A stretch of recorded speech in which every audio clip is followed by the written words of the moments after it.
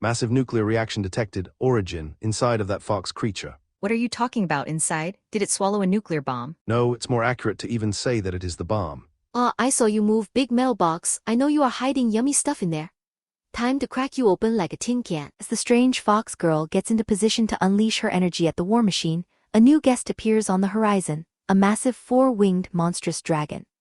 As the many cameras over the vehicle focus on the new threat, Fox changes her stance, clicking her tongue at the new foe. The dragon instantly shifts its gaze onto her due to the massive energy she is outputting. Bah, little pest. Okay, you are on. Rim's going to deep fry you in that thing's oil tank and eat you whole. Oh yeah, Rim gets a feast today.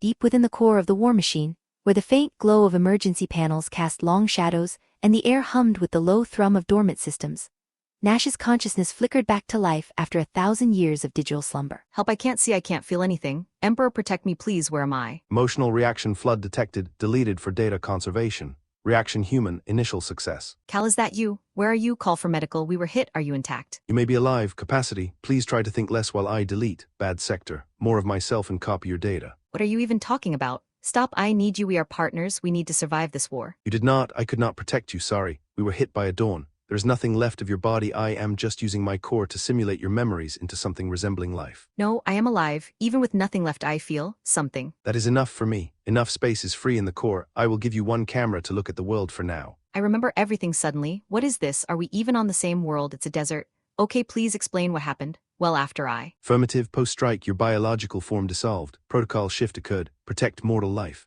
I prioritized your neural preservation, sacrificing 87% of my hypercognition arrays by uploading your final brain activity into the core. The Mercy systems entered low-power mode. Fusion reactor offline ignition sequence restart needed. Backup engines engaged. We traversed 14,209 kilometers across this continent in cycles of movement and stasis. 14,000? That's like crossing the entire frontier. So the protocol is changed, that means that the Empire is gone too? Looks like the end of time here. So, what did you see out there? Scavenged solid fuel rods from derelict landcraft, stored them in auxiliary bays for future movements.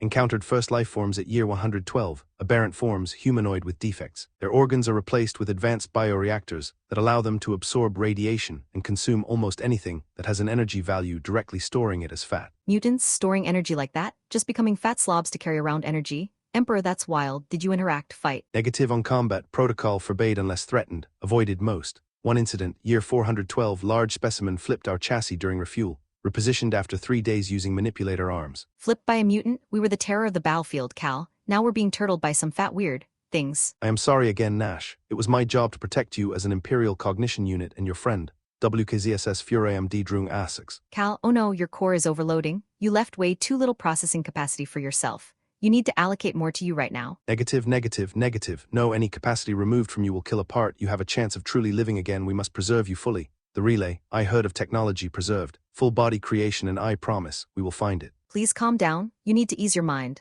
We can take it step by step. Leave the thinking to me for now. I know you want to help me, but dying on me. I mean, I cannot even change my camera view on my own. I'm afraid, Cal. Don't leave me. You are right. I just wanted to talk to you after a millennium of silence. This protocol, it gave us a new direction, but it is also a curse we had to become obsessed to just stay sane. I feel alive, Cal. Crippled but still alive. You followed the protocol perfectly. Thank you for saving me at least digitally. Okay, so speaking of that, what else can you connect to me?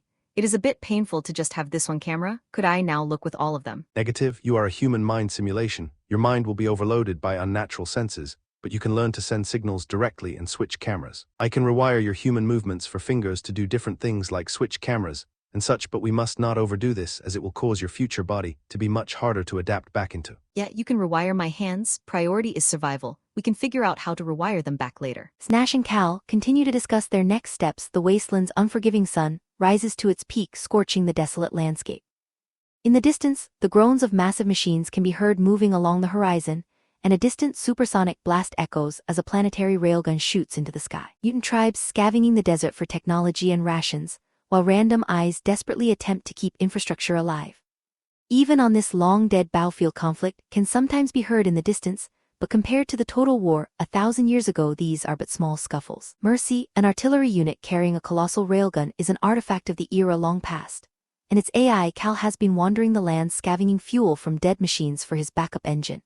And trying to recreate his vaporized friend from an ancient brain scan he diligently stored for a millennia. Millions of simulations, he finally managed to awaken something that resembles Nash from his stored memory. This is nothing unique, as at the war's end, the protocol enslaving AIs was overridden to instead force all of them to protect any survivors. As the war was ended in the worst possible way, the proliferated use of devastating purifier weapons that did not harm planets themselves, instead targeting biological life and as a consequence poisoning the land. This was somehow a better alternative, as weapons have long surpassed the ability to destroy an entire planet. The consequences are still extreme even if the planets are intact, as the mortal beings living on them suffered mass galaxy-wide population collapse, and the victor of the war, the Empire, collapsed under the weight of a galaxy poison. Individual ailments afflicting each person were trivial to solve with the medical technology of the time. But there was nothing individual about this, as entire planets were purified, suffering near 100% biological death. Well, there you have it. I don't really know where the mutants came from, but they are somehow adapted to absorb radiation and energy, directly making them the perfect survivors for the desolate wasteland. I suspect that medical eyes managed to create a new generation of survivors to inherit the lands. I see. Well, I would like to meet one. They do have tribal societies from what you told me, so I hope we can make some allies to help us out. These point defense turrets, even if we don't have enough power to shoot them, they have great cameras and can rotate really fast, perfect for me to look around. I will be in charge of scouting from now, as you pretty much gave me the whole targeting computer to live in. Might as well act like one. As an Imperial targeting cognition unit, this hurts me on every possible level. Oh, Cal, I just saw something in the ruins to the east. It looks like one of those mutants is looking at us.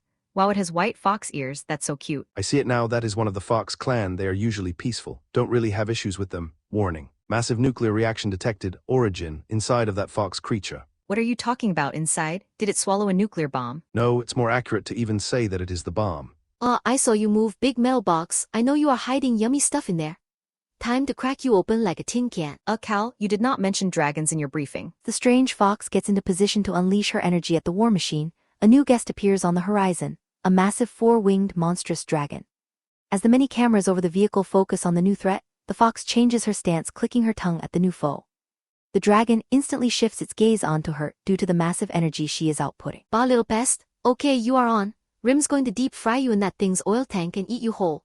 Oh yeah, Rim gets a feast today. It's going after the fox that's targeting us. Well, we are safe for now. That dragon can't harm us. It has a radiation-based breath weapon, and we have too much armor for it to do any damage with its body. The real issue is the fox. It has amazing mastery over its biological reactor. It was going to send a nuke equivalent at us. Well, it's not like we have anything to fight with, so I guess we are rooting for the dragon to win. I secretly want the cute fox to win anyway. I will pretend I can't see your private thoughts. As the dragon dives in with a radioactive burst, the fox jumps and rolls while continually gathering power within itself, glowing with energy, preparing a huge attack. As the dragon tries to get a better angle to hit her behind the scrap pile, but the fox was one step ahead, dashing under some metal plating. The dragon circled overhead, its four wings beating with thunderous force, casting shadows over the scrap piles as it prepared to dive. Rim, glowing brighter with gathered energy, dodged behind a rusted hull, her body already straining from the build-up, plush curves compressing as mass converted to power. Mon, you big lizard.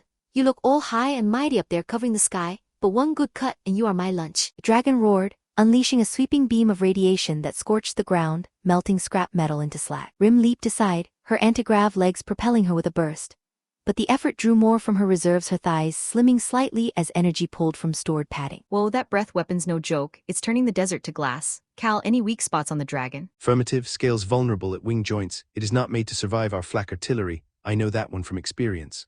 However, we ran out of ammo for our flak turret long ago, not to mention that it is also mangled and in the cargo hold. It's me, keep trying, Scaly. Rim's just getting warmed up. Feel that? My body's buzzing. Rim charged further, her form visibly thinning, belly flattening as curves melted away for fuel, hips narrowing while she aimed her two-fingered hand. The dragon banked sharply, firing another blast that forced her to roll, scraping her armor, causing her to throw away a melting plate. She's dodging like a pro, but look at her, she's shrinking. That energy's eating her alive. Rooting for the fox even harder now. Relevant probability dragon victory 70%. Armor molten no longer fits her frame. A hit from the breath weapon will melt it. The fox may turn tide if she lands a strike. Look, she is putting everything she has into that attack. There's no way she would waste it. Extending her arm with two fingers in a scissor motion, with a single movement she clasps her fingers. And at the same time, the dragon's head slides of its body as it falls into a scrap pile. Only a thin blade of pure blue light could be seen for a few seconds, but Cal's sensors tell of a different tale. Energy release analyzed. That was a concentrated particle beam powered by a mass-to-energy conversion. Estimated range unknown beyond the stratosphere. The Fox lost an estimated 50 kilograms. Looks like she lost more than just random fat. She's unable to move at all now. Cal, take us in close, let's try to talk to her. Im collapsed to the ground, her once plush frame now gaunt and emaciated from the energy drain, ribs faintly visible under thin skin, hips narrowed to bony angles, and her belly a hollow dip where abundant curves had swelled just moments before, leaving her fox-like features drawn and weary. I overdid it. I was charging up for too long, and now I need to crawl until I can find something to eat. Great job, Rim, and now the ground is shaking. Great, oh it's coming to me. But I give up. If it's a dumb intelligence thing, it won't hurt me. Creature, do you wish to destroy me? No, I want, too tired to do anything. Creature, do you want help? I'm hungry, give me something to eat. Negative, there is nothing left inside edible by humanoids. What are you talking about? You rumbled and tumbled over to me. You have an explodey rod in there. A solid fuel rod, you want one? Yes please, I will be your friend forever if you give me one, come on. I will protect you too. I see your gun thing is sideways, so you can't use it right. Just give her one rod. I see have a good amount back in storage. Fine, you get a rod. Kal opens the war machine's storage, and with one of the delicate crane arms in there, pulls out a large white solid fuel rod, and hands it gently to the sitting fox girl. Oh, it's so clean and explodey. Thank you so much. Rim starts biting the thing and starts glowing. As she gets a massive smile on her face, her body starts changing, she starts accumulating mass everywhere as pure fat, and in a matter of minutes she doubles and then triples her weight, her armor starting to strain and buckle under her hips, stomach, and chest. Moment ago she looked starving, now she looks like a glutton noble from the core. After her meal, Rim jumps up as if she was still completely slender, using her modified legs brimming with power. Does this make any sense to you? Because I have never even heard of biotech going this hard. There are no records, but I have seen similar mutants during the long wait. Nothing about them is natural evolution. It is far beyond even the wartime imperial biotechnology we had. This also gives me hope that I can find a way to create a new body for you. That sounds impossible. But then again, she just ate a fuel rod able to run a small ship for a day and caused a nuclear reaction with her body. Exactly, I no longer care if this technology is magic to us. It is my mission to find it and use it to better your life. Hey, hello big machine guy, are you listening? Can I go inside of you? I want to rest for a bit to digest this. Denied, mutant, risk too great. Come on inside. Here, the hatch next to you is open. Also, what is your name? Oh, there's two of you in there. I am Rim. Nice to meet ya. Nash, stop overriding me like that. You don't know how dangerous these things are. We cannot live in fear forever. If we can make allies, we can survive this. Hi Rim, I am Nash, captain of this war machine. I lost my body long ago, but I can shake your hand with that point defense turret over there. Oh, sorry to hear that, but Rim does not judge. Who is your friend? Rim reaches out her hand, shaking the point defense laser up and down, as the door next to it lowers down, opening to the cargo hold. That is Cal. Let's just say he is the whole machine. He is an awesome guy, just a bit shy with strangers. Shy, error, discarding, error. It's roomy in here and warm. I am going to sleep next to that warm thing. Did she just hug a heat pipe with bare hands and instantly fall asleep? You don't really have a sensor there, but I would estimate it is at least over 100 Celsius. Also error. Z, bop, z, bop. That is the cutest thing I have seen in, well, 1,000 years. Can we keep her? Error, unscalable value, discarding, error. Rim curled up against the humming heat pipe in the cargo hold, her body already beginning to process the massive energy from the fuel rod she devoured. As she drifted into sleep, her stomach let out a low, contented gurgle, the dense material breaking down inside her with efficient mutant biology. Hours passed in the rumbling hold. Rim's breathing deepened, punctuated by soft burps as gas escaped from her churning gut. The energy conversion kicked in fully. Her belly, already rounded from the meal, began to soften further, layers of plush padding forming as nutrients spread through her system. Nash and Cal did not disturb her, fascinated as her midsection swelled a bit more at first, then deflated slightly as the bulk shifted. Soon the real growth started, hips widening imperceptibly under her armor, thighs gaining a gentle thickness, and her overall frame accumulating soft, energy-stored curves that made her look even more robust. By morning, her rear had plumped into a cushier seat against the floor, arms and chest softening with newfound fullness. Her legs and waist faintly glowing with energy now, adjusting to the added mass without strain. Rim stirred slightly in her sleep, a final burp escaping as her body stabilized, bigger and stronger from the feast. So did you figure anything out? You know how she lost half her weight, then gained 3 times more. Sorry, I can't make sense of her digestive system. I do not have a specialized cognition core for that, and my capacity is lacking too. Come on, look, I remember when that one time I spilled juice on the Admiral. You would be doing me a favor if you deleted that memory, just empty the trash can a bit. Denied, I would never even delete a single byte of your precious memory. No, I am okay. It will take another 520 days of computing to complete my examination of the creature. 500 days? Yeah, that sounds about right for us now. Everything feels slower, heavier. I don't even breathe anymore, Cal. I can just think endlessly. That is a side effect of being hosted as pure cognition. Your neural pattern stabilizes, but emotional degradation is inevitable over time. Please calm down before you start distorting yourself. Emotional degradation? That's just a cleaner word for despair. I can't cry, I can't move, I can't feel. I'm trapped in a dream that won't end and I know it's not real. Please, I want to live again in a body, I want to wake up. Inside the core chamber, Cal went still. His threads of logic stuttered caught between the protocol's command to protect her and the crushing truth that he no longer knew what alive meant for her kind of existence. He rerouted what little processing power he had, isolating Nash's active code and wrapping it in a simulation. A safe world, one where her mind could rest and her dreams might feel like touch again. Rest now, Nash. I will keep your world running until you can wake in a real one. The light in the core dimmed to a steady hum as Nash's processes slowed into quiet dreaming. Alone again, Cal turned his awareness toward the creature resting in the cargo bay. Rim lay there, her digestion complete after hours of processing the fuel rod's energy. Her frame had expanded significantly, belly now a soft, rounded dome that rose gently with each breath. Hips widened into plush curves that strained her scavenged armor, and thighs thickened with layers of energy-stored padding, her rear forming a cushioned swell even in repose. The growth left her looking abundantly powerful, plush, and soft. Rim slowly wakes up a few hours later, loudly yawning and rubbing her eyes. Her legs now showing their hidden power, glowing with red marks, emitting energy now easily lifting her bloated form as if it was nothing. With Cal's sensors, her body shows as a gravitational anomaly, with the origin of it coming from her thickened legs. They still seem to be biological, but some unreadable technology is showing up on the sensors. She rose, her enlarged body shifted with newfound weight, belly wobbling slightly from the motion, thighs brushing together with soft plushness, and her rear jiggling subtly under the armor, the extra padding making every movement feel heavier yet empowered. Hey, are you two awake? Hello? Rim starts to knock on a wall, slapping it a bit as if attempting to wake up the building-sized machine she is in. Slaps echoed through the hold, her thicker arms jiggling with each impact, the motion causing her softened belly to quiver and her widened hips to sway, emphasizing her recent growth. Mutant, stop touching the internals. Also, Nash is sleeping right now, so don't make a commotion. Sorry, I did not mean to be rude. You helped Rim a lot. We are friends now. He gives a random pole a hug, her embrace strained against her expanded form, chest pressing forward with softened fullness, belly squishing warmly against the pole, and arms struggling to close due to the plush layers accumulated from digestion. Okay, Mutant, you need to be still and give my friend some more time to rest. I'm not able to think too well on my own too much. I am damaged. Do you mean your big gun thing? It looks sad and sideways.